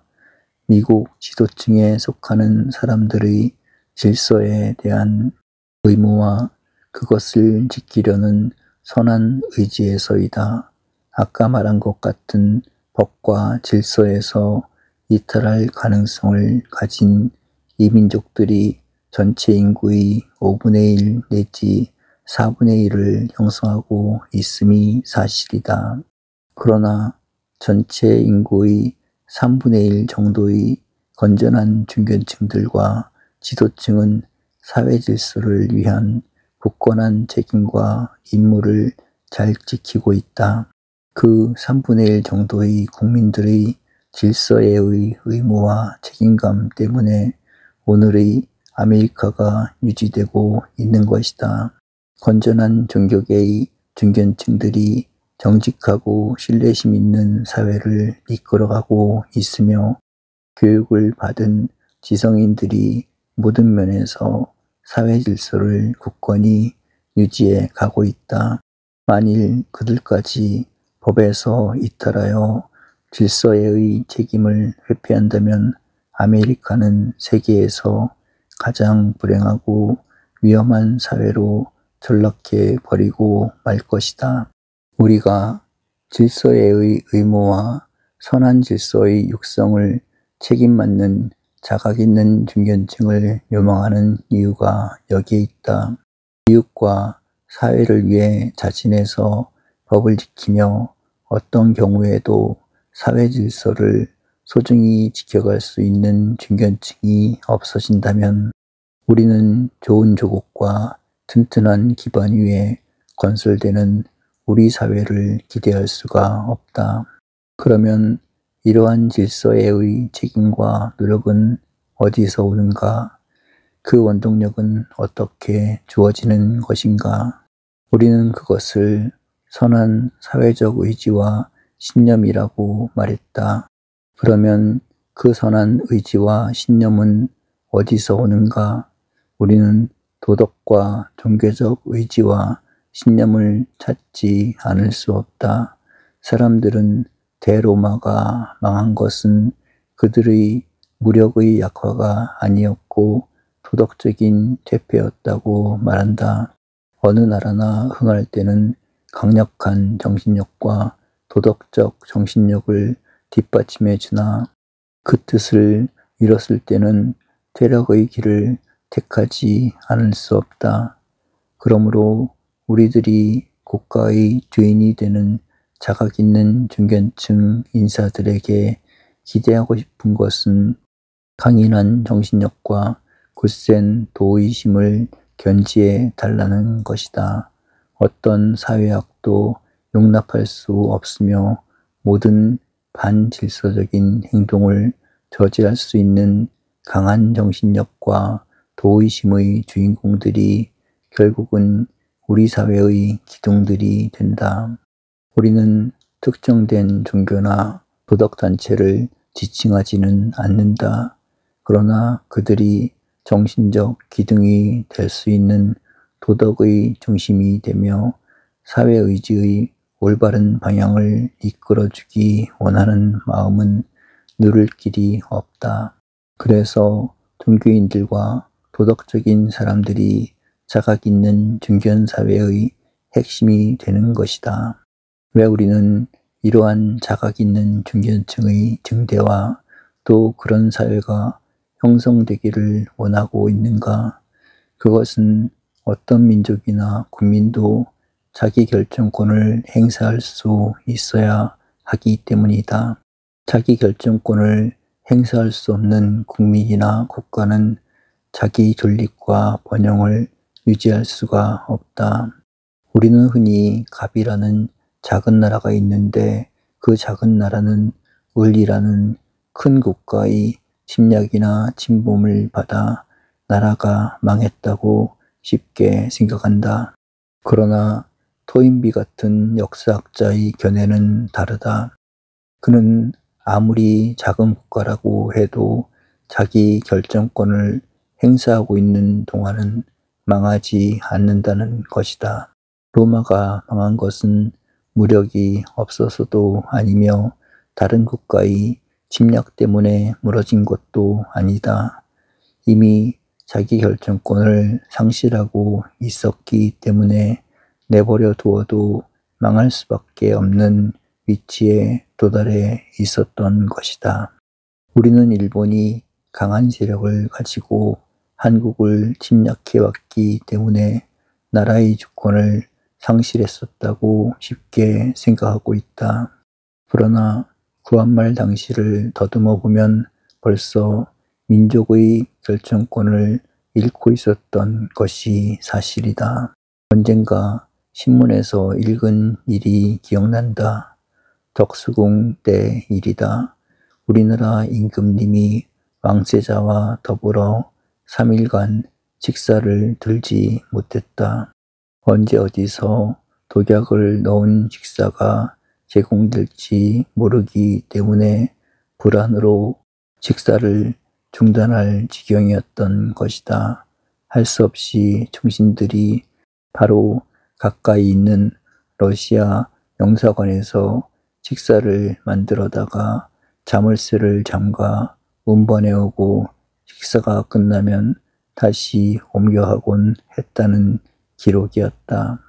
한 나라의 지도층이 이렇게까지 자기 결정권을 행사하지 못했다면 그 나라는 이미 금이 가고 있었으며 그 틈을 탄 왜곡이 침략의 기회를 누렸던 것이 사실이다. 현재도 우리나라의 강원도 정도의 국토를 가지고 있을 뿐이며 서울 인구에도 미달되는 국민을 가진 이스라엘이 아랍 지역 안에서 굳건히 국군을 유지해 가고 있다. 영국이 300년 전부터 세계를 영도했으나 그 당시의 영국은 결코 큰 국가는 아니었다. 한때 네덜란드가 세계를 옹배할 때도 네덜란드는 우리의 호남지방 정도의 크기를 가졌을 뿐이다. 그러므로 사회구조가 건전하다는 것은 그 국가와 민족이 자기 결정권을 행사할 수 있도록 되어야 하며 자기 결정권은 대내적 문제이기보다도 대외적 성격을 띠고 있어야 한다. 그런데 한 국가가 A라는 지배층과 C라는 비지배층으로 형성되면 그 나라는 자기 결정권을 행사할 수가 없다. 대내적인 대립과 갈등이 스스로의 파국을 만들 가능성이 언제나 도사리고 있기 때문이다. 그러나 자각 있는 중견층인 B가 건전히 육성된 사회는 언제나 자기 결정권을 충분히 유지, 발전시킬 수 있다. 미국인들이 한때 우리에게 조심스레 알려주고 싶어 했던 일이 있다. 그것은 우리가 강한 정보의 주도권을 갖고 있다고 해서 미국 정부가 우리와 같이 무엇이든지 할 수 있는 듯이 착각해서는 안 되며 미국 정부는 미국 국회가 만들어 놓은 울타리 안에서 주어진 임무를 수행한다는 사실이었다. 그러면 그 국회는 무엇을 결정하는가? 결국은 자기들을 선출해준 출신구의 건전한 여론을 반영시키는 것이다. 그 여론이 다름 아닌 중견사회의 의도와 국가적 희망사항인 것이다. 그렇게 본다면 미국의 주인과 주권은 결국 건실한 중견사회의 구성원임을 알 수가 있다. 우리의 민족 및 국가가 자기 결정권을 행사할 수 있어야 한다는 것은 바로 이러한 중견사회의 확립을 뜻하는 것이다. 그렇게 조직되고 형성된 사회는 잘못되는 일도 없으며 대내 대외적으로 떳떳한 주권 행사를 할 수 있게 된다. 우리가 겪었고 지금 당면하고 있는 큰 문제는 이데올로기 전쟁의 가능성이다. 남북의 대결이 바로 그렇다. 이데올로기 전쟁이 벌어지면 A는 무력해진다. C의 비판과 반항을 막을 길이 없어지므로 C 도망가는 모순을 택하기 쉽다. 그리고 C는 열심히 싸우지 않는다. 어차피 못 살았고 불행했는데 공산주의자들이 들어온다고 해서 더 못 살게야 되겠느냐는 생각을 누구나 할 수 있기 때문이다. 월남의 사태가 바로 그런 것이었다. 그러나 이데올로기 전쟁이 벌어졌을 때 가장 강력한 힘을 발휘하는 것은 역시 자각 있는 중견층인 B인 것이다. 그들은 애써 모은 재산과 자신의 지위를 지키려 하며 행복한 가정과 단란했던 분위기를 빼앗기려고 하지 않는다. 우리 것은 우리가 지켜야 한다는 강한 저력을 발휘할 수 있기 때문이다. 다행스럽게도 우리는 6.25 때 이데올로기 전쟁을 경험했기 때문에 공산화가 되면 지금보다도 더 가난해지며 자유까지 빼앗긴다는 사실을 알고 있으므로 강력한 반공태세를 갖추게 된 것이다. 우리가 자각 있는 중견사회의 육성을 기대하는 이유는 여기에서도 엿볼 수 있다. 월남의 비극을 되풀이해서는 안 되겠기 때문이다. 월남에서는 A가 도망쳤고 C가 싸우지 않았다. B가 없었기 때문에 그 사회의 비유는 불가피했던 것이다. 그런데 여기에 어려운 문제가 있다. B 중에서 A가 선택되며 C가 점점 B로 올라가고 그 수가 적어진 사회는 문제가 없으나 C와 A로만 구성된 사회에서는 당분간 B가 A로부터 배관시되며 비판과 탄압의 대상이 된다는 유감스러운 사태이다. A가 전체주의적 지배층이 되기를 원하며 독재적 집단을 구성하게 되면 B의 비판적 태도를 마땅치 않게 생각하며 건전한 자주적 판단과 행동을 경계하기 시작한다. 독점과 협조만을 원할 뿐 비판과 시정을 요하는 국민들의 태도를 억제하려고 한다. 그렇게 하지 않고는 자신들의 위치와 기반을 굳건히 지속시켜 갈 수 없기 때문이다. 그렇다고 해서 B가 반항과 대립만을 일삼는다면 그것은 B보다는 C의 위치로 전락할 가능성이 있다.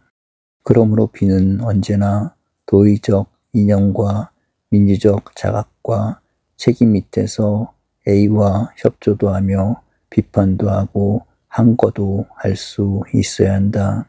다시 말하면 더 좋은 조국과 민족의 장래를 위하여 용기와 신념을 갖고 임한다는데 그 본분이 있다. 그것은 B가 야당인들보다 앞서고 있다는 뜻이다. 야당은 자칫하면 정권을 차지하며 권력을 행사하고 싶어 정치운동에 뛰어든다. 그러나 자각 있는 중견층은 국가와 민족의 장래를 위해 애국적인 선택과 건설적인 노력에 참여하게 된다. 그래서 A와 C로 된 사회에서 지배층 A에 가담하는 것보다는 A, B, C로 형성된 사회에서 B의 일원이 되는 것이 더 애국적이며 더 가볍게 사는 역사의 중심인물이 된다. 그리고 B는 잘못된 지배자들로부터는 경계를 받더라도 C로부터는 기대와 신뢰를 얻는 국가의 말없는 중심 세력을 형성한다. 결국은 B가 A를 탄생시키고 일하게 하며 지도적 역량을 발휘하게 하는 중심이 된다. 우리는 노른자위가 없는 계란 속에서는 병아리가 깨어나오지 못한다는 사실을 잘 알고 있다. B는 그 사회에 있어 노른자위와 같은 임무를 띠고 있다. 실질적인 주권 행사와 문화의 창조는 그들에 의하여 이루어지고 있는 것이다. A와 C만으로 형성된 사회에서는 문화와 정신적 창조가 불가능하다. 현재에는 가능한 것 같아도 그때가 지나면 모든 것이 영으로 돌아가 버린다. 스탈린, 모택동, 김일성 치하의 공산세계가 그 전철을 밟고 있다. 그러나 비가 자리 잡힌 사회에서는 민주정치와 중소기업의 육성은 물론 온갖 정신적 창조와 문화적인 발전이 가능해진다. 정치적 A보다는 더 소중한 책임을 맡고 있기 때문이다. 그러므로 진정한 민주주의 사회에서는 정부나 정치 지도자들이 자신들을 위한 정치나 행정을 하는 것이 아니다. 비를 늘리며 그 비들이 국가와 민족과 사회와 문화를 위해 노력할 수 있도록 협조하며 뒷받침해준다.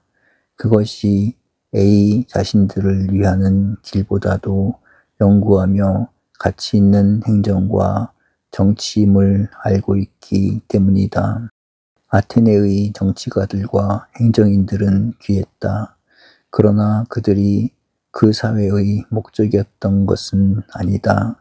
그들의 뒷받침으로 탄생된 철학, 예술, 사상, 문화가 오늘까지 세계 역사에 공헌하고 있는 것이다.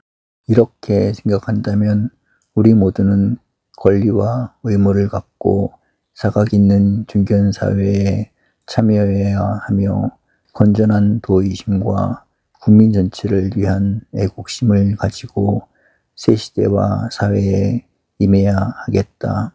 그 수가 늘어나며 그 책임이 중해질수록 우리는 스스로의 힘으로 값진 사회와 전진하는 조국을 만들어 갈 수가 있다. 정치는 권력이라는 생각도 자취를 감추게 될 것이며 모든 것이 국민들을 위해 이바지되는 자주권을 행사할 수 있는 국가로 탈바꿈을 하면서 성장을 누려야 할 것이다. 조용하면서도 건전한 참여와 전진이 아쉬운 시대에 살고 있다는 생각을 다짐하지 않을 수 없다.